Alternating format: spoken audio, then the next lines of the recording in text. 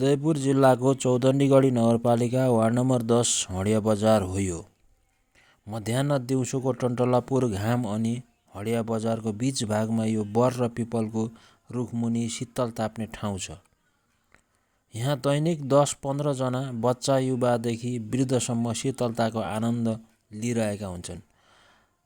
पैदल यात्रीहरू पनि आफ्नो यात्रालाई एकैछिन थाती राखेर बरपिपलको छारीमा गर्मीसँग लुकामारी खेल्दछन्।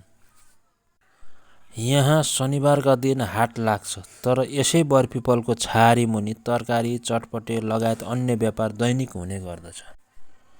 गर्मीयामको उखरमाउलो गर्मी होस् या जाडो, स्थानीय बासिन्दाहरूको लागि योजना बनाउने, बैठक बस्ने, सार्वजनिक चासोको विषयमा छलफल गर्ने र अघिल्लो पुस्ताले पछिल्लो पुस्ता वा पिँढीलाई अनुभव सुनाउने थलो पनि हो यो। पछिल्लो समय गर्मी निकै बढेपछि बजार वरिपरिका मात्र नभई बाटो हिँड्ने बटुवाहरू पनि बसेर जान्छन्। भन्छन् एकछिन बस्छु भनेर आएको 1 घण्टा पो भएछ पत्तै भएन। बिहानको खाना खायो कि त चौतारातिर हिँडिहाल्न मन लाग्छ यहाँको शीतलता सम्झेर। वडाभरिको सूचना थाहा पाउने ठाउँ समेत बनेको छ यो।